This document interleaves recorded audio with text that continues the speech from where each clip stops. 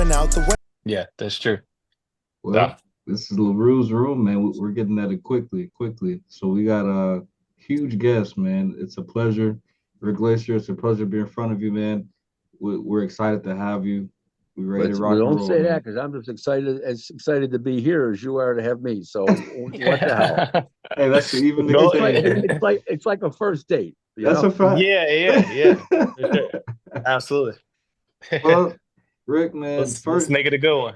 absolutely. First things first, man. So tell us about your journey getting into the boxing game, man. How did you get to where you are now? I know you've done a lot of things in boxing, but Well, we got a half hour, and that's an hour right there. So Yeah, yeah. real quick, I started Summary. January 1st of 1991. I met a promoter named Mike Akery. He's now passed away 3 years ago, and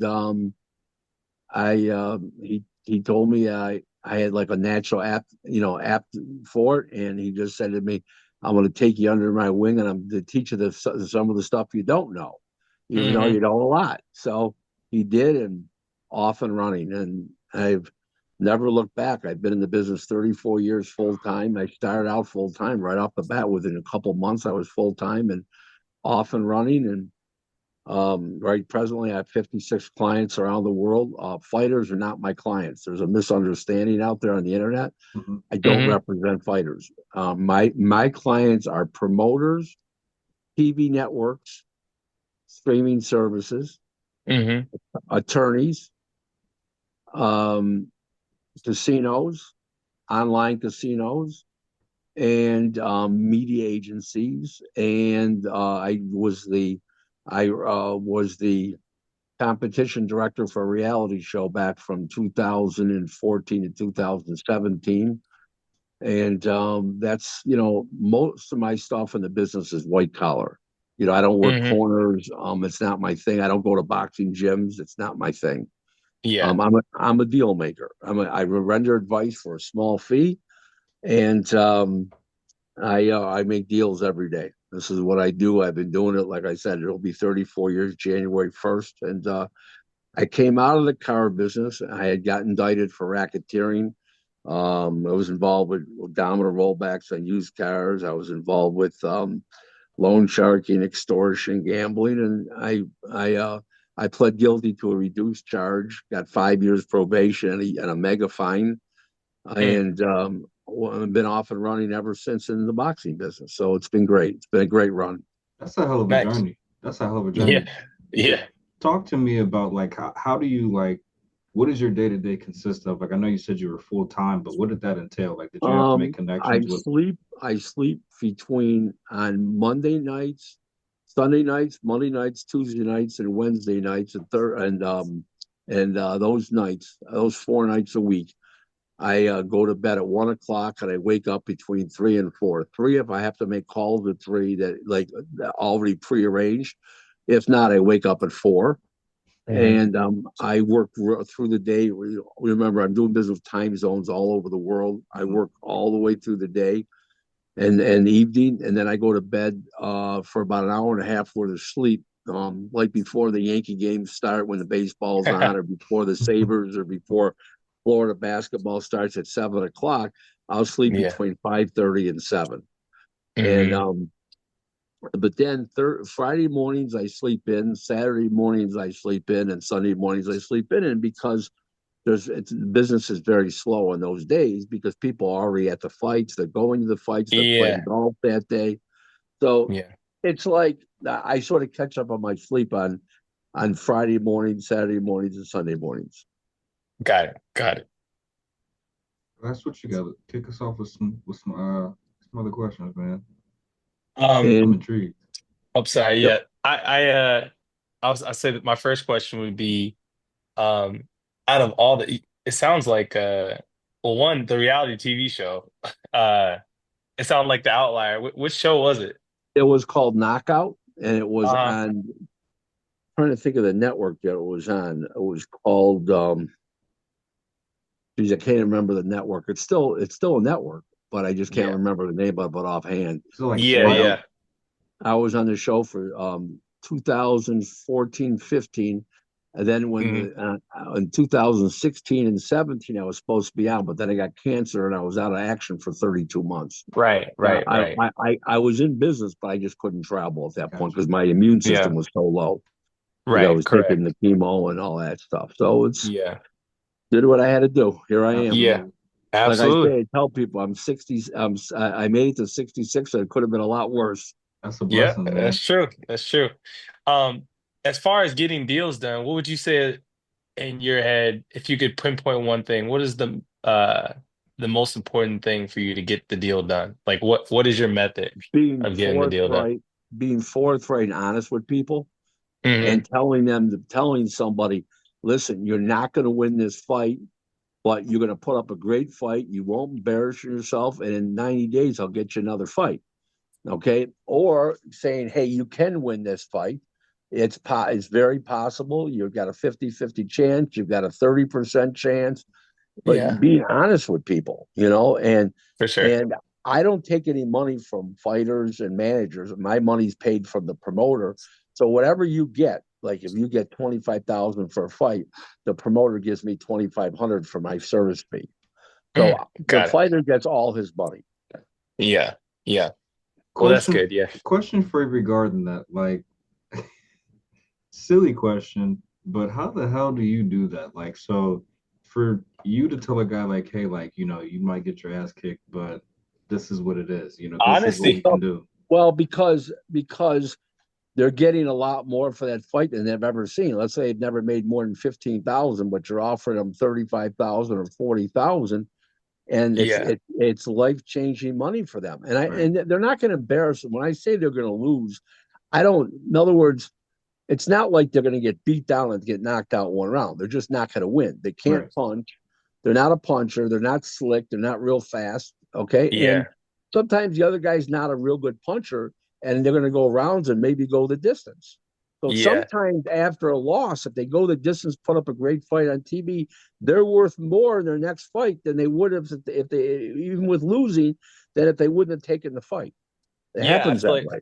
I feel like certain people become quote unquote like the gatekeeper fighters, Hmm. where it's like, okay, Exactly. yeah, you Exactly. have to be, you can get Listen, beat, but yeah.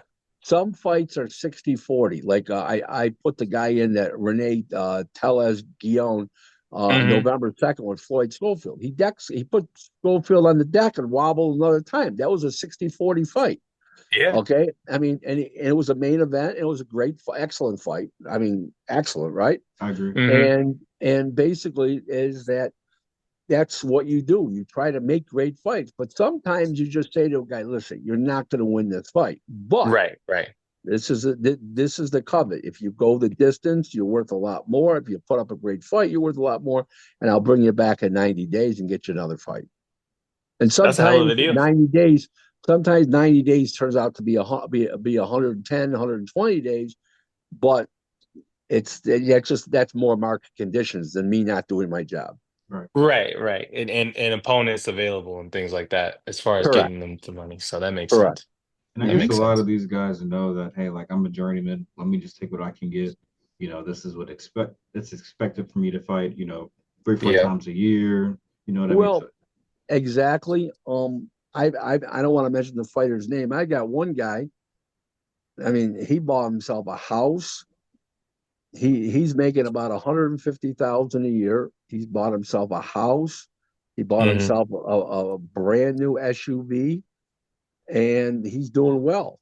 And he only wins 50% of his fights now. But Yeah. he's in good, and he makes good money. Yeah. So And there's some I mean true and I feel like the truth in oneself of knowing that I'm not gonna win every fight and I guess the pressure is off at that point. So if they well, and press the someone, most important thing is the guy gives 1,000% of himself. right. yeah. If the guy Yeah. stops giving 1,000% of himself, I can't do business with the guy because I'm not going to embarrass myself. Right. That makes sense. It's the Very belief true. in each other. Like he has to Right. believe you're gonna get him the best fight and you have to believe he's gonna give you the best out of that fight. Yeah. If not, I can't use him. Like Guion, he put up a sensational fight. I knew it. I said, this Hmm. guy, whether he wins or loses the secondary, he's going to put up a great fight. and he did. Yeah, exactly. How do you decide? Do you have like a criteria of like deciding who you're gonna work with, or is it whoever just reaches out? Or do you like have like a I can't work with you list? I don't work with guys that pull out of fights. In other Hmm. words, if they're pull out artists, I don't work with those kind of people. Yeah. But I want to do business with reliable people. There's certain things you do. What you do is you call them up. You can Hmm. text them, right? It's a fighter. You text them up, or the manager, for instance, and Right. you say, "Call me at 11:30 Eastern time, at 11 p.m. 11 a.m. Eastern time," and they call you at 11 o'clock. They're reliable. Right. Okay, Right. you can tell if they call you at 12 and they make excuses up, they may not be too reliable. So Yeah. Off to you a have bad to start. sort of you have to sort of plant a seed with them, and Hmm. it just little things, little telltale signs, you Got know. it. Yeah. Absolutely. How was it working with like Roy Jones and Zab Judah? I know you've done a couple fights with them. How was that? Roy's a wonderful guy. Nothing but respect for Roy. I One of the great fighters of all time. Yep. I have nothing negative to say about Roy as a person or as a fighter, except for the fact that he stayed around too long, Yeah. Sure did. obviously. Yep. Obviously, Hmm. but that has nothing to do with his integrity. He's a great guy. Nothing but respect for him. He understands the history of boxing. He knows it, and he understands most every part facet of the game, whether it's the Hmm. business part, the sport part, the science of the game. He understands it all. Nothing but respect. Zab's a great guy. Nothing but respect for Zab. I did one fight for Zab. It was on the Roy Jones show with Calzaghe back in 2008. Yeah. But Yeah. I count Zab's father as a friend more than Zab, even though I like Zab. But Hmm. I know him, I like him. But remember his father and I are closer in age than Zab and I. So Right. it's Right. it's a little easier to be friends with his father. But Zab's a great guy. I have nothing but respect for Zab. Nice. Nice. Um, I guess one question I would have is, what do you, or this is a, a different kind of question, but what do you see boxing in 5 years as far as the platforms, as far as, do you feel like they're making traction? Do you feel like it's still in the decline with how it's been? We need American TV for boxing. We can't Okay. rely on streaming quite yet. We still need American TV. And if we lose ESPN totally, if they don't do regular boxing like they are now, 3 shows a month, we're going to be in trouble in Got it. America. In America, Yeah. Yeah. we cannot rely on apps. We need to attract the young general public and get them interested in boxing so they buy the apps. Right. Hmm. If you're just on the apps, you're not going to attract new people. Mhm. Right. It's You going to got to be attract very the hard. casual, the quote unquote casual to make them Right, diehards, essentially. right, What happened So, with exactly. What happened with Showtime? Like Showtime was such a great platform, and it's been around for Well, the years. combination of Steven Espinoza and Al Heyman could bankrupt anything, that's Okay. and they true. couldn't. And Showtime was so big they couldn't bankrupt them, but they were losing so much money in boxing that they just said hell with it. Folded it, Yeah, folded that yeah. How side of it. I are mean, you you can't losing? over what there's a big misunderstanding or fallacy or myth, and everybody's, oh, you got to pay the fighters more. No, that scares the networks away. Now you have True. no networks because you got to overpay the fighters, and then there's no network interest. Right. And They're worried about their ROI. correct, return on investment. You got it. Hmm. Very Yeah. well said. Perfectly said. And it's a shame, but people don't understand that. They go, oh, you got to pay the fighter, pay the fighter, pay the fighter.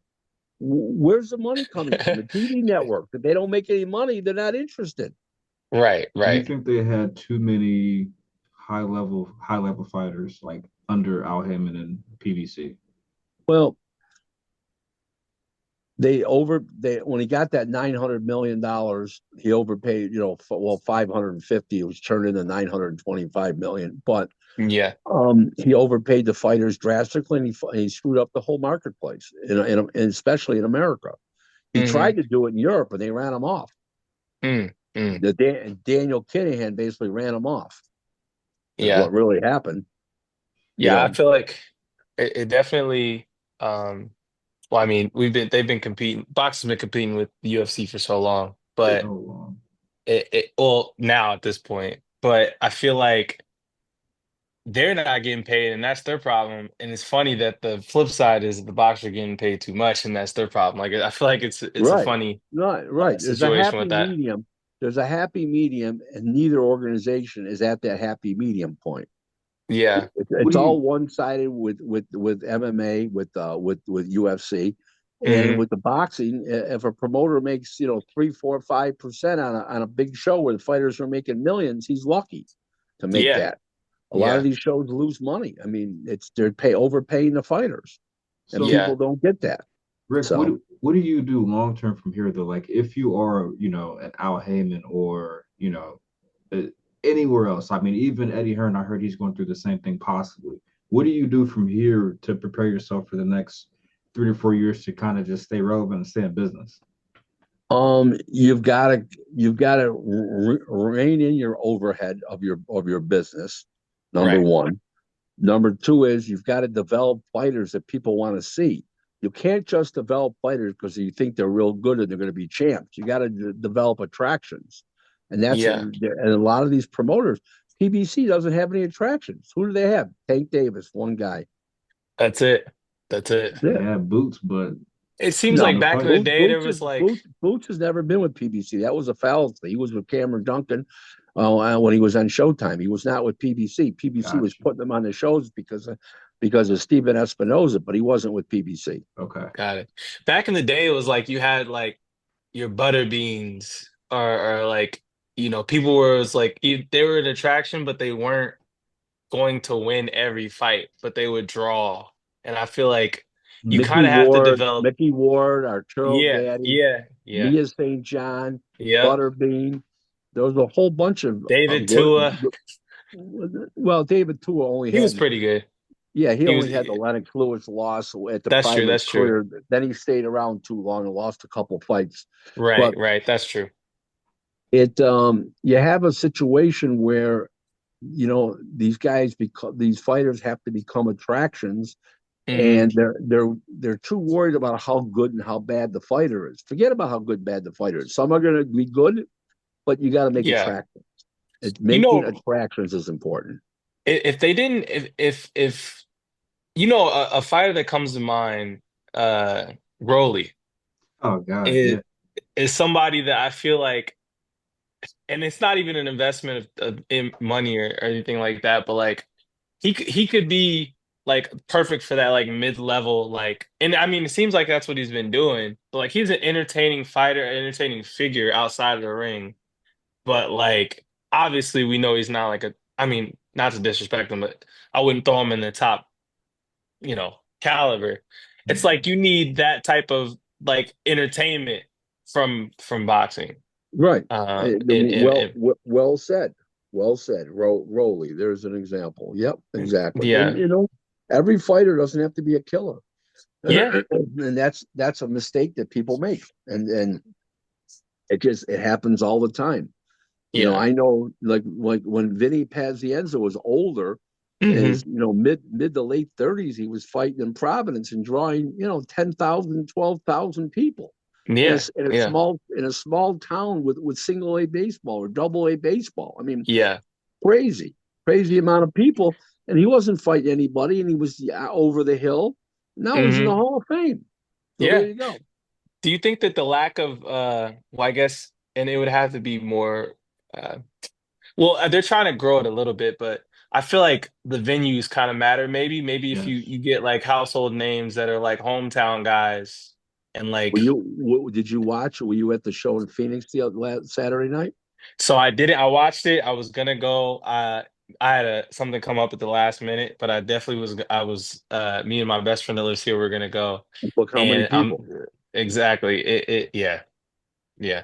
Boxing So sells, but you have to yeah, give the people what they want. 100%. And I've been to a few fights out here. That's been the problem with PBC. They don't give the people what they want. They're force feeding garbage on people, Hmm and nobody comes out. Now Top Rank goes and does that show. When Top Rank went to used to go to Fresno with Jose Ramirez, big huge big hmm crowds. Yeah, I mean, yeah. you've got to market a fighter. You've got to market his audience, Hmm. realize his demographics, market to the audience, and the people will come out. Give the Yeah, people what they want. A good, solid night of world-class entertainment, also exactly. AKL called professional boxing. Right. Now, And yeah, on top of that, they'll travel if you builds Correct. up, a big enough fan base and a big enough draw, they'll travel to go see him. Oh, So, now, absolutely. No now, question. Rick, I know you've been critical of like, the whole PBC collection, Al Heyman and all of them. What kind of like sparked that? Was it just kind of like a history of just trying to do business, things weren't going correct, Well, or it started out with Al Heyman and I had a falling out and a beef before he was a promoter back in 2020, 2001, 2002. hmm. Something to do with Vernon Forrest. Um, Oh, okay. and I brought the fighter to Lou DiBella when Heyman was a nobody in boxing. Made Hmm. a deal and just he did something that was Shady. wrong, shady, and disrespectful. Hmm. And and that just, I just walked away from the guy at that point. got you? Then when he came up with all this money, I said that, and then I saw his modus of operandi. I knew it wouldn't work, and I'm telling Yeah. you why it wouldn't work. So he was buying the airtime. Now Hmm. Steve Kim, Steve Kim, Mhm. Yeah, I do. I, Marcus Staples, Steve Kim? I do not. Okay, he's a well-known writer Okay. Yeah. that's LA based. Yeah. And Steve and I were on the phone, and I said, "This is a complete failure. This is going to be a complete failure." He says, "Why?" I says, "Because they're going to give him the right to sell the airtime." Now he's got all these networks he's buying the time from, so he needs sponsorship dollars. Who is Hmm. all these corporations, corporate America? Who are they going to buy time from? Al Heyman, who can only give them professional boxing, or the networks themselves, their advertising agent, which can give them NASCAR and Major League Baseball and NBA basketball Makes and True. sense. NFL football and college basketball, and give them a whole package. Right. And Right. he couldn't, because of that, he couldn't get the sponsors. So I was spot on. He blew up all the money in 30 months, actually 32 months, blew up all the money, Hmm. and the rest is history. They've been dangling by their balls, by their nutsacks ever since. Yeah. And they've been lucky enough, I feel like every 4 or 5 years to have one person that kind of one or two people that might, Keeps them afloat. keep them relevant. Yeah, keep them relevant, keep them afloat, You see which them? that's Yep, Do you no see no them like question. hanging around for a couple more years, or what? they got to find that next one, I guess. They got to find either the next star or they got to come up with new money, fresh money. One of the two's got to happen. I would Yeah. damn near just merge with the Zone or somebody or something. Like Who did what? I would just merge with somebody if that was the case. Nobody wants their product. Yeah. I feel like he's burned too many bridges to Right. like get someone to well, get someone that's actually generating something that's resembling a profit to partner up, Do you, um, do you which think might be that's the why downfall. Turkey is looking to like make a big play in boxing and get everybody under one umbrella because he knows a Yeah, lot of this? yeah, but you don't need every company. You can put one on the shelf and they're basically done. Right. True. And just take the fighters. You don't need the company direct to Right. consumer, I guess, Right. in a sense. I feel like they haven't officially, or correct me if I'm wrong, they haven't officially gotten to like managing game, right? It's just promoting with Riyadh season. Like that's just Riyadh uh, season is a promoter, right? Mhm. right. They don't manage anyone, so I feel like they kind of have the flexibility in that aspect where they can just cut the middleman out. Listen, this is what nobody's figured out about this involvement with Saudi Arabia, Hmm. Riyadh season, Turkey, El Sheikh. Yeah. But this is what nobody's figured out is that everybody that's come into boxing with money, like Al Heyman got Wide Al Reed, they didn't make their own money. They had to earn it. Hmm. They had to borrow it. They Hmm. had to do different ways. These people are printing their own money. They're not Yeah. running out of money. Right. Right. And they're not going to cause inflation in their own country if they're spreading it around the world. It's true. Like see they're expanding their cards to outside of Right. Not only Saudi that, Arabia. So they just bought Ring Magazine. They're growing. yeah. Which So how do you feel? Do you think that is going to be better for the sport if they end up becoming the conglomerate that they're working it out to oh be? it can't hurt the sport because it's been down for the last few years. True, true. It's very true. Yeah, it could be one of those like might as well try it to see how it works out. Right. Especially with the You know dedication that they have. famous line, build it and they shall come? This is Yeah, what it is. yeah, Build it. yeah. This is boxing's version of build it and they shall come. That's true. That's very Shit. true. Turkey's Games putting in the outfield. together. He's putting together some shit, man. I mean, he's got golfing, he's got soccer. I mean, he's got a lot of different sports that he's working with. So Golf. Yeah. it's coming. Yep. It's coming. Yeah, yeah. And they got it. Yeah, that he almost the PGA had to figure something out quick. Hey, They had to figure something out quick. did the right thing. Made the right Ah, move. yeah. They had no choice. Yeah, it's true. They didn't have a choice.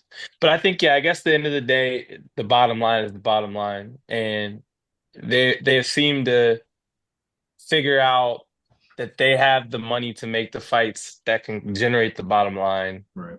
And everyone else, because of years of not being able to generate that, can only put on maybe one card that'll generate a good bottom line because that's all they have to allow to take that type of risk. Mhm. So I feel like that's maybe why Riyadh they're good for the sport. Well, there's a lot of reasons, but that's why I could see. Well, Um, you take PBC in 2023, they did 18 shows. This year they did 5. The year mhm. before they did like 22, and since they're high in 2016 of 43, they've gone downhill every year. They're It's a trend. they're the Skid Row of boxing promoters. That's why Tank wants to retire. I don't think it's Yeah, anything else but that, in my opinion. But what do I know? lack of yeah. It could be a mountain of things, honestly. But yeah, it's if they're running out of money, they can't pay him. Mm-hmm. Nope. That's for That's sure. true. Well, So Rick, we're coming up on our time, man. Anything else? We first of all, we would love to have you back at some point, man, and talk more Well, it's boxing. We love it. yeah. Just check with me next week, and hopefully, I'll have some free time. Yes, sir. Tuesday night works well for me. okay, Let's tentatively schedule for next Tuesday night at 10 o'clock, and hopefully I can appear again. How's that? let's That do sounds it. great. Let's Let's do it. do it, man. Welcome to And the Room. and why don't you text me this complete thing, and I'll put it up on Twitter and Facebook, whatever. Yes, sir. Yeah, yeah. Yes, sir. I want to get into Twitter and social media with you on the next one. For So sure. For sure. we'll Okay. we'll have a convo about that on the next one. Yeah, the good one is I was on a podcast one night, and they had a call-in segment of the show, and you know how I always insult Al Hayman, and it's not really Yeah, insult, it's just the truth, right? In PBC, yeah, the yeah. guy calls up and he says, if Al Hayman was standing in front of you, you wouldn't be talking like that. I said, where is the bastard? Yes, I would. Where is he? Everybody broke out laughing. We'll try to get You something can like that find next me, you week. Then can't find him. it's We true. need It's that. true. Love He's the the energy. yeah. He's harder to find than Milan was. Oh, All right, shit. my bad. Okay, let me No, you stop. good. You good. All right. Guys, enjoy. And in the meantime, let's tentatively schedule for next Tuesday night at 10 o'clock p.m. Eastern time, and we'll Okay. go from there. And I'll 99% chance, especially this time of year, because I'm not traveling anywhere. Mhm. So I don't think there'll be any problem with me being on next Tuesday night at 10 o'clock. And get your questions together, and For we'll sure. fire away again. We'll Absolutely. do it, man. Okay. We'll do Absolutely. Thank you for Pleasure, having y'all. me, Marcus No and problem. Marcus.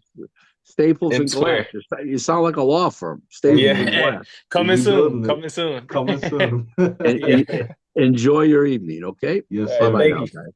Have a How you gon' win if you ain't right within? We told them how to work, but never say shit. My nigga.